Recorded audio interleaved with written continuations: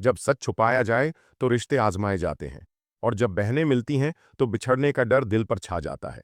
मजहर बार बार झारा के नंबर पर कॉल करता है, लेकिन झारा कॉल नहीं उठाती। उसका दिल बेचैन हो जाता है। परेशान होकर मजहर आदिल को कॉल करता है, मगर झारा आदिल को भी रोक देती है और कहती है, बाबा को अभी कुछ मत बताना, पहले यहां सब कुछ ठीक हो जाए, फिर हम सच्चाई सामने लाएंगे। आदिल मान जाता है, लेकिन मजहर की सोच उसे अंदर से तोड़ने लगती है। कहीं उसकी बेटी किसी मुसीबत में तो नहीं, कहीं कुछ गलत तो नहीं हो गया। उधर झारा आदिल से कहती है, सारा को समझाओ कि वो इस घर को छोड़कर वापस न जाए। माँ उसे बहुत याद करती थी, और अब जब वो मिल गई है, मैं नहीं चाहती कि वो फिर उसी माहौल में जाए। मैं चाहती हूं कि वो अपनी माँ के पास रहे। आदिल वादा करता है कि वो सारा को समझाएगा।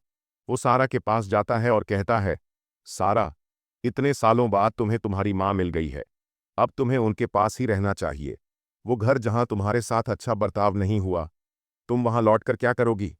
अब जब मुझे सब सच पता चल गया है, मैं यही चाहता हूं कि तुम यहीं रहो। लेकिन सारा जिद पर अड़ी होती है। मेरी माँ ने मुझे धोखा दिया, मुझे अकेला छोड़ दिया। मैं यहां नहीं रह सकती, मुझे वापस जाना है। झारा बहुत कोशिश करती है उसे समझाने की, लेकिन सारा किसी की बात सुनने को तैयार नहीं होती। इसी दौरान सरमद भी वहां आ जाता है। वो झारा और सारा को साथ देख कर कहता है, क्या तुम दोनों ने सबको सच बता दिया कि तुम दोनों बहनें हो? झारा सर झुकाकर कहती है, हाँ सरमद, अब सबको पता चल चुका है। लेकिन एक समस्या है, सारा वापस जाना चाहती है, और मैं नहीं चाहती कि वो फिर उस दर्द में लौटे। फरहद फूफी उसे चैन से जीने नहीं देंगी। सरमद कहता है, मैं सारा को समझाने की कोशिश करता हूं।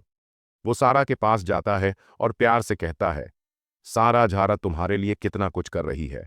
उसने तुम्हें हर तकलीफ से बचाने की कोशिश की, यहां तक कि उसने रक्षी की शादी मुनव्वर से करवा दी, ताकि तुम्हारी उससे शादी ना हो।